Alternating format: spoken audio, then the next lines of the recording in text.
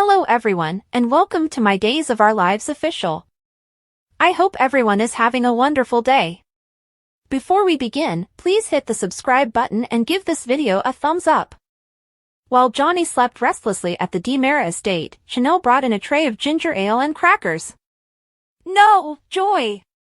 We shouldn't do this, Johnny muttered to himself while he slept. Chanel arched an eyebrow in suspicion. Chanel asked Johnny how he was feeling when he woke up. Johnny jokingly remarked, "I feel like my insides have been through a meat grinder." Chanel explained to Johnny what he had said and that he had spoken while he was asleep. "What specifically are you and Joy not supposed to be doing?" Chanel inquired. "I don't know," Johnny said. Johnny briefly claimed to recall the dream and that he had argued with Joy when he was directing her in a scene. "Do you recall?" "On set, that occurred the other day," Johnny remarked. Chanel nodded and said she did recall. "Shows that I've been working too hard, doesn't it?" "Oh," said Johnny. Chanel informed Johnny about the tainted cupcakes and observed that his fever had subsided. Chanel affirmed that the main suspect was Hattie. Johnny began to get out of bed in order to head to the hospital.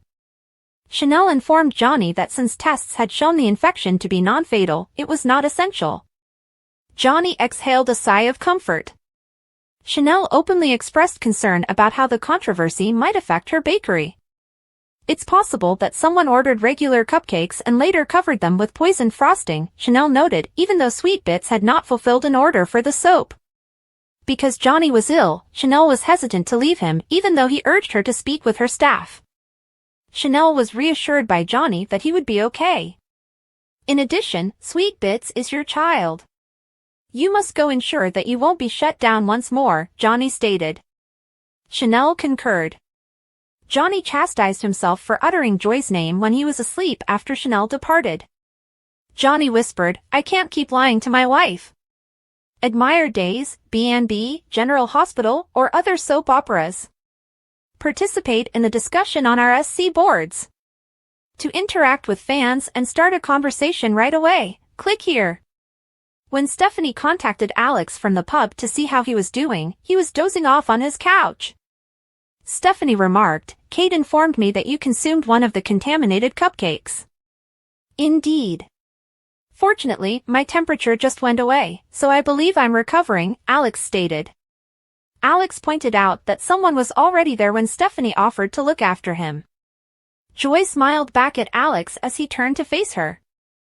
Alex clarified that since he became ill, Joy had been practicing lines with him.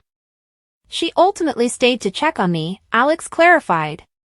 Stephanie remarked, "Well, that was good of her." Stephanie called to check in, and Alex thanked her. If Stephanie needed anything, Alex said he would give him a call.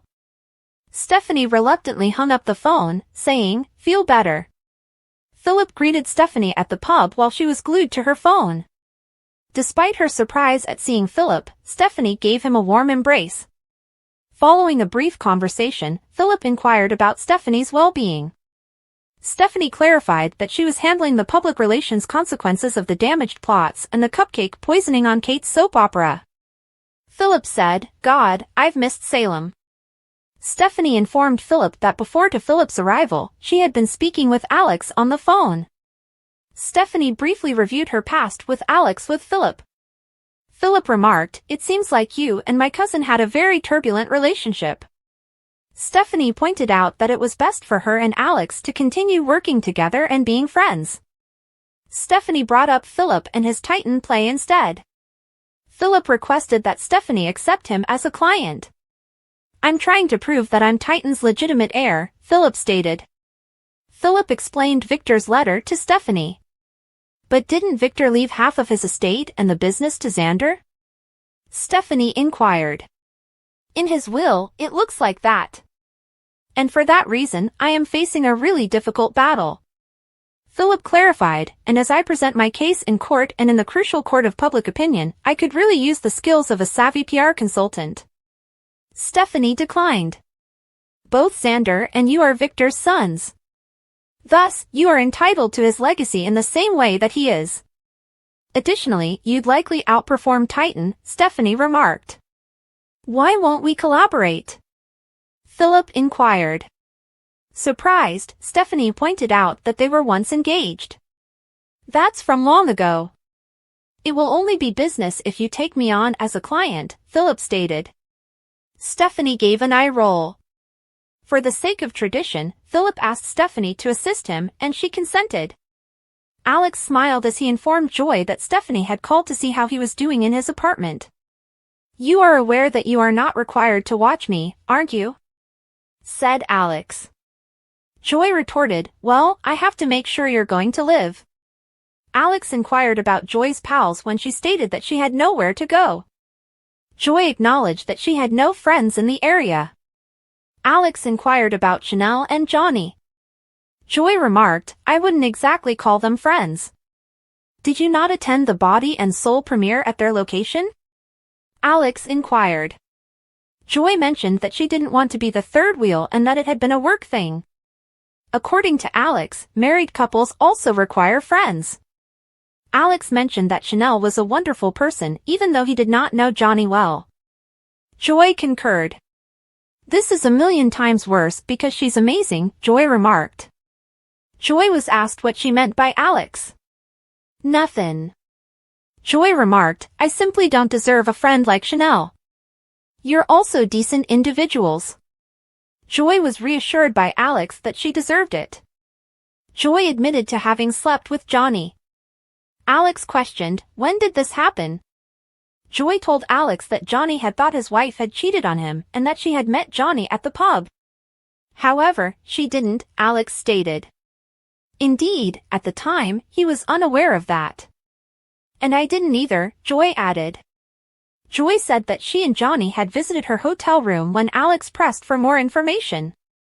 I believed I wouldn't see the man ever again. There are only 2 ships moving through the darkness.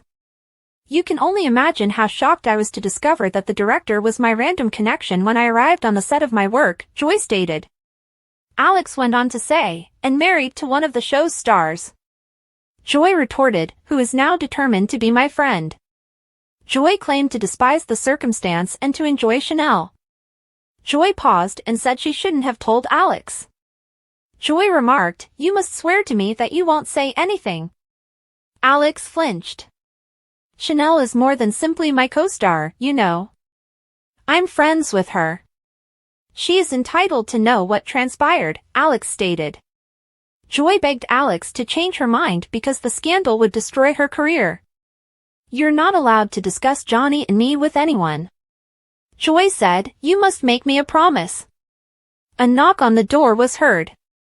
When Joy realized it was Chanel, she was appalled. An enraged Kristen murmured to herself and stomped past the cafe on the square.